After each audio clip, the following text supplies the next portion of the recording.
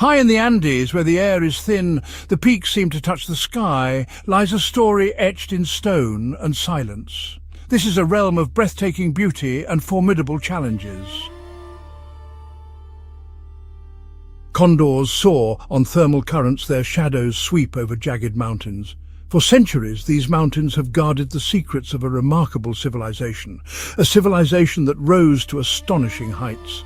They mastered this demanding landscape, transforming it into the heart of a powerful and sophisticated empire. This is the story of the Inca. Their world was one of extremes. The sun can feel intensely warm, yet the nights are piercingly cold. Arid coastal plains, humid jungle slopes, colossal snow-capped cordilleras. A land that demands respect, resilience, and ingenuity. From this crucible of nature, the Inca emerged. They learned to read the mountains, understand the seasons, harness the land with extraordinary skill.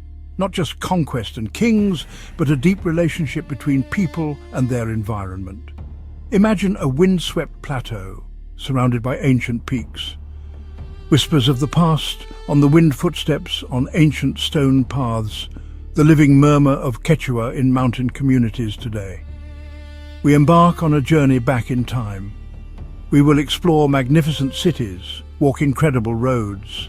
The origins of the Inca are shrouded in myth and legend. One tale speaks of Manco Capac Mama Oclo emerging from the sacred waters of Lake Titicaca. They were said to be the children of the sun god Inti. He gave them a golden staff and instructed them to build a city where the staff sank into the earth.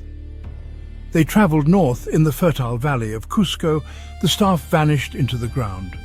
Around the 13th century, they founded their capital. This foundation myth established the divine right of the Inca rulers, the Sapa Inca. For centuries, the Inca were a small kingdom, one of many competing for resources in the highlands. Their influence was largely confined to the Cusco Valley. They were a regional power, not yet a continental force. They learned from neighbors, absorbing technologies, absorbing ideas, slowly building strength. One of the most awe-inspiring achievements of the Inca is their mastery of stone. Without mortar, they constructed walls and buildings of such precision that not even a blade of grass can fit between the massive interlocking blocks. This technique, known as ashlar masonry, involved painstakingly shaping each stone to fit perfectly with its neighbors. Some of these stones weigh over 100 tons. How they quarried, transported and fitted these colossal blocks with such accuracy remains a subject of intense study and wonder. This was engineering on a monumental scale, designed to withstand the earthquakes that frequently shake this region. The Inca were also master road builders. They created a vast network, the Capacnan, or Royal Road, that spanned the length and breadth of their empire. It covered more than 25,000 miles, a system more extensive than that of the Roman Empire. These roads were not simply paths, they were feats of engineering, traversing some of the most difficult terrain on Earth. They cut across arid deserts, wound through steamy jungles, and climbed over dizzying mountain passes. The roads featured rope suspension bridges woven from grass fibers, some stretching for hundreds of feet across deep gorges, and stone stairways carved directly into the mountainside. This incredible network was the empire's circulatory system. It allowed for the rapid movement of armies, administrators, and goods. But perhaps most importantly, it facilitated communication. A system of relay runners known as chasqui could carry messages and small items across the empire with remarkable speed.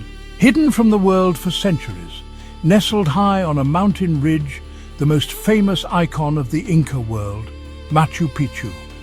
It is a place that defies description, a city seemingly suspended between earth and sky. Its existence was a closely guarded secret unknown to the Spanish conquistadors, forgotten by the outside world until its rediscovery in 1911. To approach it is to feel as though you are stepping into a dream. The stone structures cling to the mountainside with an almost supernatural grace, surrounded by a dramatic panorama of emerald green peaks that pierce the swirling clouds. The purpose of Machu Picchu is still a matter of debate among scholars. It was not a conventional city, Its fine stonework and layout suggest it was a place of great importance. Many believe it was a royal estate, a sacred retreat built for the Emperor Pachacuti and his court. Here they could escape the formalities of the capital, Cusco, religious ceremonies, astronomical observations, relaxation. The site contains temples, palaces, homes, agricultural terraces, all arranged in perfect harmony with the natural landscape. It is a masterpiece of integration between human creation and the natural world. Every detail of Machu Picchu speaks of its sacred character. The Intihuatana, or hitching post of the sun, is a beautifully carved stone pillar designed to track the sun's movements, particularly the solstices. For the common people of the Inca Empire, life was, well, one of hard work, community and service. The vast majority were farmers.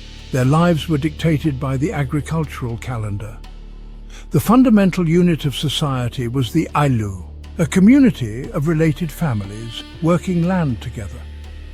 They lived in simple, modest homes, often built from fieldstone and thatch. Their days were spent tending the crops that were the lifeblood of the empire. Potatoes, maize, quinoa. These crops grew on magnificent agricultural terraces carved into the mountains. The principle of Aini, mutual aid, was central to daily life. Ailu members helped one another with planting, harvesting, building houses. That same reciprocity extended to the state. Governing an empire as vast and diverse as Tawantinsuyu was, honestly, an immense challenge. The Inca genius for organization was really the key to their success. At the apex of power was the Sapa Inca, an absolute ruler believed to be a living god, a direct descendant of the sun. Below him was a highly structured and hierarchical bureaucracy. The empire was divided into 4 large provinces, or suyus, which all met at the capital, Cusco, the symbolic navel of the universe. Each suyu was governed by a close relative of the emperor, ensuring loyalty at the highest levels. This rigid structure extended right down to the smallest local unit. The administration kept a detailed census of the population, organizing households into decimal units of 10, 100, 1,000 and so on. This allowed for the efficient collection of tribute and the mobilization of labor for the meter system. Local leaders, or cuirassas, who had been incorporated into the empire, were often allowed to retain their positions as long as they remained loyal to the Inca.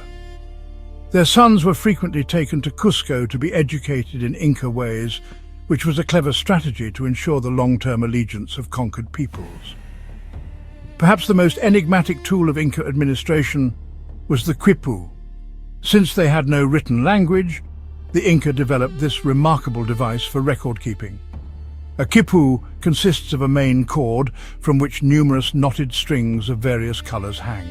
The type of knot, its position on the string, and the color of the cord all held specific meanings.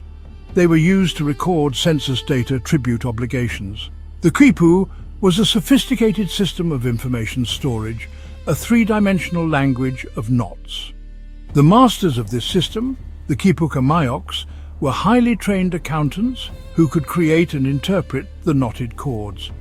This allowed the central government to maintain precise control over the empire's resources, binding the empire together without a single stroke of a pen. The spiritual life of the Inca was rich and deeply intertwined with the natural world around them. They saw the sacred in the soaring mountain peaks, which they called apus, believing them to be powerful, protective spirits. Pachamama, the earth, was a benevolent deity who provided sustenance and life. Their cosmology reflected their environment, a universe animated by forces that had to be respected and appeased through ceremony. The Sapa Inca, the son of the sun, acted as the chief intermediary between human and divine. Religious ceremonies marked the changing seasons and key agricultural events. The most important was Inti Raymi, the festival of the sun, held at the winter solstice in June. In the early 16th century, the Inca Empire at the height of its power under Huayna Capac, strange omens began to appear. Comets streaked across the night sky. Earthquakes shook the land. Messengers told of tall, floating houses on the sea. They spoke of pale-skinned, bearded men who wielded thunder and lightning from strange metal sticks. These were the first tentative encounters with the Spanish. For the Inca, who had mastered their world, the arrival of beings from an unknown world was profoundly unsettling. The Spanish, led by Francisco Pizarro, were driven by different motivations. Gold, glory, expansion of the Christian faith. After several exploratory voyages, Pizarro and a small band landed on the coast of what is now Peru in 1532. They found an empire in turmoil. Emperor Huayna Capac had recently died, likely from European diseases like smallpox diseases that travelled faster than the Spaniards. His death ignited a bitter civil war between two sons, Huáscar and Atahualpa. Huáscar, legitimate heir in Cusco Atahualpa, brilliant commander with a powerful northern army. The war raged for years, tearing the empire apart and weakening it from within. By Pizarro's arrival, Atahualpa had emerged victorious. He had captured his brother and consolidated rule. He was resting with his army in Cajamarca, confident and curious about the newcomers. This internal division gave Pizarro his opening. Atahualpa, surrounded by tens of thousands of elite warriors, vastly underestimated Pizarro's tiny force, fewer than 200 men. He agreed to meet in Cajamarca's main square, believing his numbers guaranteed safety. He could not have imagined the Spaniards' advanced weaponry, their steel armor, their horses, animals the Inca had never seen, or the sheer audacity of their plan. A collision of two worlds was imminent, and the consequences would be catastrophic. The meeting at Cajamarca on November 16, 1532, was one of the most dramatic turning points in world history. Atahualpa entered the city's vast square with a retinue of several thousand lightly armed attendants, leaving his main army outside. He found the square eerily empty until a Spanish friar approached him, an interpreter approached him. The friar presented a Bible and demanded that Atahualpa accept Christianity and the authority of the Spanish king. Atahualpa, unfamiliar with the concept of a book, insulted by the demand, reportedly threw the Bible to the ground. This was the signal Pizarro had been waiting for. From the surrounding buildings, the hidden Spanish forces launched their attack. Cannons roared, muskets fired, armored horsemen charged into the stunned and terrified Inca crowd. The steel swords of the conquistadors cut through the Incas' quilted armor with terrifying ease. It was not a battle, it was a massacre. In the space of just a few hours, thousands of Atahualpa's attendants were killed, while the Spanish suffered almost no casualties. Amidst the chaos, Pizarro himself seized the Sapa Inca, capturing the divine heart of the empire in a single audacious move. In a desperate bid for freedom, Atahualpa made an incredible offer. He promised to fill a large room once with gold and twice with silver as a ransom. For months, a river of precious metals flowed into Cajamarca from all corners of the empire, stripped from temples, stripped from palaces. The Spanish were astounded by the wealth, but their promises were empty. Fearing an Inca counterattack and seeing Atahualpa as a liability, they put him on trial for a list of fabricated charges: idolatry, the murder of his brother Huáscar.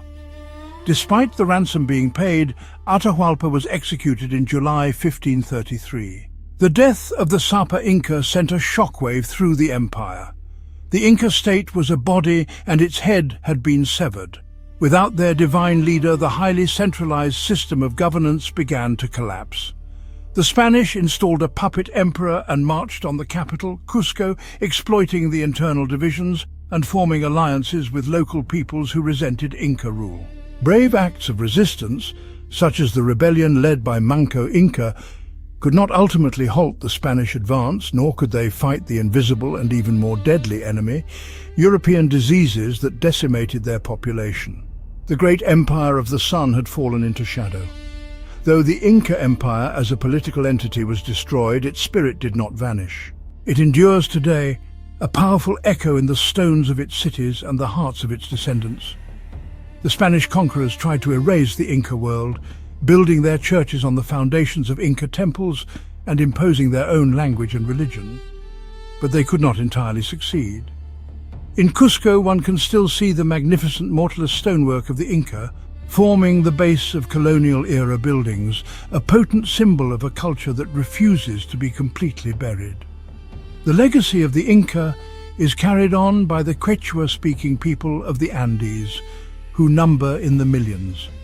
They have preserved many of their ancestral traditions, blending them with elements of Catholicism in a unique cultural synthesis. It is a reminder of what a society can achieve through collective effort and a deep understanding of its environment. Archaeologists and historians continue to study these sites, constantly uncovering new insights into Inca technology, society, and beliefs. The Quipu, a code yet to be fully cracked, may one day reveal lost histories and stories, offering a voice to the silent empire. The story of the Inca is one of both incredible achievement and profound tragedy. It is a lesson in the fragility of even the mightiest empires. Yet, it is also a story of resilience. It teaches us about the enduring power of culture and the deep connection between a people and their land.